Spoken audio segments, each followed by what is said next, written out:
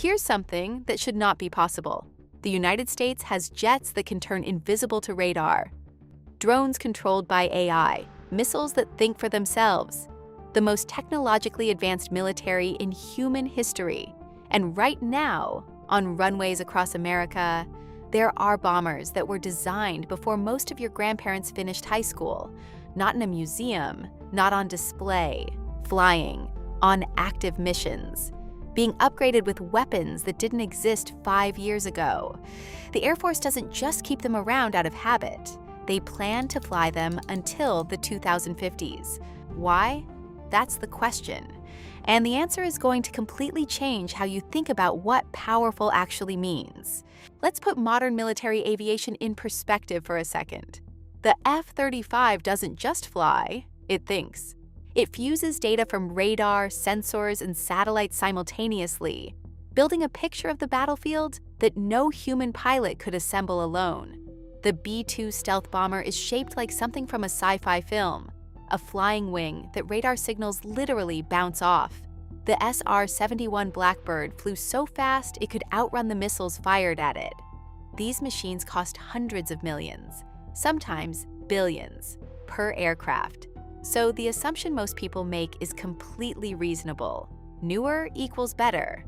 A country with unlimited defense spending obviously chases the cutting edge. Old equipment gets retired. That's how progress works. Now imagine walking into Congress and saying, "We'd like to keep flying a bomber designed in the early 1950s. We want to fly it for another 30 years. We want to spend billions maintaining it." That sounds like a joke. And yet, that is exactly what is happening. The aircraft is the Boeing B-52 Stratofortress. It first flew in 1952. It entered active service in 1955. The design is over 70 years old. The actual aircraft flying today, the B-52H models, were delivered in the early 1960s. That makes the physical airframes on those runways roughly 64 years old, which, if anything, makes this story even stranger, because 64 years in aviation is still an eternity. And before we go any further, I want you to hold one question in your mind. We'll come back to it at the end. What actually makes a weapon dangerous? When most people hear 70-year-old bomber, they picture something slow, something fragile, a flying antique that a modern air defense system would swat out of the sky before it got close. And honestly, that logic is reasonable. In technology, aging usually means death. Your phone from 10 years ago struggles to run a basic app. A laptop from 2005 is basically a brick. The pattern is consistent. Older technology loses. So the question writes itself. Why is the most powerful military on Earth flying a bomber older than color television? Here's the thing, and this is where most people's thinking goes wrong. Old and obsolete are not the same word. They just get treated that way. And the entire story of the B-52 is a lesson in what happens when you stop confusing them. But first, you need to understand what this plane actually does. Because big plane drops bombs is missing basically everything that matters. Think of military aircraft like tools. A fighter jet is a scalpel, fast, precise, built for close combat or targeted strikes. A stealth bomber like the B-2 is a skeleton key. It walks through defenses no other aircraft can touch, but it carries a limited number of weapons, and it costs over $2 billion per plane. The B-52 is neither of those things. The B-52 is a truck, a massive, lumbering, terrifying truck. It carries up to 70,000 pounds of weapons. Stop and actually think about that number. 70,000 pounds. That's not a strike. That's a verdict. Nuclear bombs, conventional bombs, cruise missiles, and increasingly, hypersonic weapons moving at 5 times the speed of sound. It can fly over 10 hours without refueling, covering thousands of miles and striking targets without ever entering enemy airspace. No other aircraft does this at anywhere near its cost. And cost, that word right there, is where things start to click. But hold on, because before we explain why it's still flying, we need to talk about why it was supposed to be gone 40 years ago. This part of the story almost nobody knows. The Air Force started planning the B-52's replacement almost immediately after it entered service. First came the B-58 Hustler, faster, more modern, supersonic, retired in 1970. The B-52 kept flying. Then came the B-1 Lancer, swing-wing, supersonic, specifically designed to make the B-52 obsolete. The program got canceled, restarted, and eventually entered service. The B-52 kept flying. Then came the B-2 Spirit, $2 billion per aircraft, true stealth technology, the replacement to end all replacements. The Air Force bought 21 of them. The B-52 kept flying. 3 purpose-built replacements. 3 times the Air Force said, "This is the future." 3 times the B-52 didn't care. And here's the thing most people never ask. Why did every single replacement fail to actually replace it? The answer has nothing to do with politics or bureaucracy. It's actually simpler than that. And it's the part that changes everything. Start with money. Because in warfare, strategy and budget are the same conversation. One B-2 cost $2 billion. The Air Force built 21. 2 have been lost in accidents. 19 aircraft left for the entire United States military. Now you're planning a campaign. You need to strike dozens of targets across a defended region. Do you send your rarest, most irreplaceable assets on every mission? Do you risk losing a $2 billion aircraft, one of 19 left in existence, to hit a radar installation? Or do you send the B-52s? The B-52 airframes are paid off completely. The Air Force spent that money 70 years ago.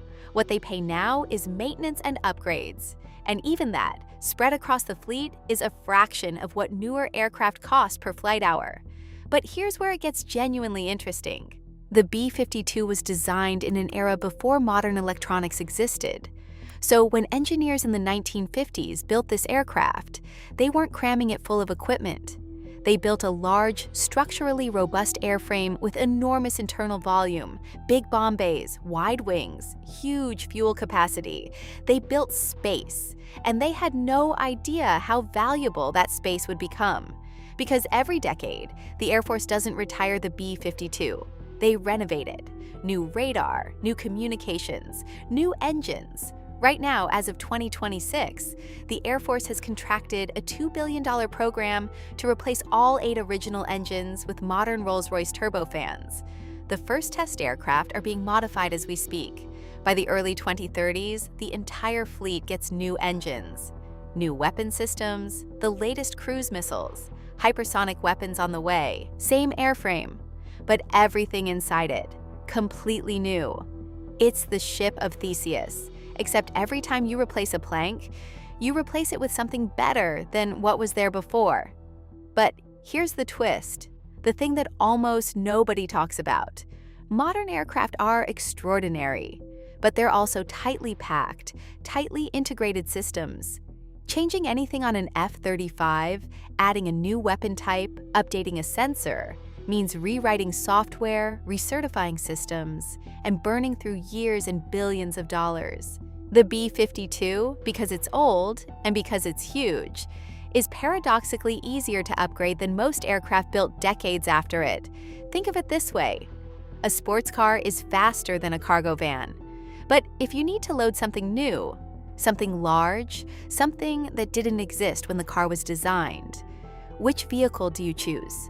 The B-52 is the cargo van that somehow also has a modern engine, satellite communications, advanced targeting systems, and the ability to launch weapons from 1,000 miles away. And here's the part that should make adversaries genuinely uncomfortable. Countries like China and Russia have spent decades building sophisticated air defense systems, enormous radar networks, advanced surface-to-air missiles, electronic warfare capabilities. They built those systems specifically to counter modern stealth aircraft, the B-2, eventually the B-21. They planned for stealth. They planned for cutting edge.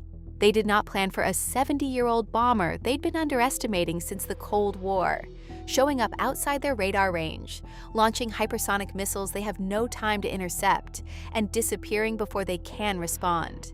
That's not an accident. That's a strategy. The B-52 is not just a weapon, it's a signal. When the Air Force flies B-52s near the South China Sea, or over the Korean Peninsula, or along the edge of European airspace, every radar operator on the other side knows exactly what they're seeing. They know the range, they know the payload, they know what it's capable of carrying. The sight of a B-52 on radar is not an old plane showing up by mistake. It is a message, delivered deliberately, from a platform that has been sending that same message since before most of its pilots' parents were born. And that consistency, that continuity, is itself a form of power that no new aircraft can replicate overnight. So, back to the question. What actually makes a weapon dangerous? Not age, not how it looks, not whether it was designed last year or 70 years ago. What makes a weapon dangerous is whether it can reliably deliver devastating force in any conflict, in any decade, without costing so much that you're afraid to use it. The B-52 does that. It has done it continuously for 7 decades. It will keep doing it into the 2050s, by which point the airframe will be approaching 100 years old. And it will still be carrying weapons that were invented last year. 3 replacements failed to replace it. Not because of bureaucracy, because the B-52 kept evolving, because it had the room to evolve, because the engineers who built it in 1952 accidentally created one of the most upgradable platforms in aviation history. And the Air Force was smart enough to realize it. In a military world obsessed with stealth, speed, and cutting-edge platforms, the plane that refuses to die is the one built with enough space to keep growing. The B-52 had that space, and it never stopped filling it. Here's a question worth thinking about. What other piece of outdated technology do you think is secretly still dominating the world?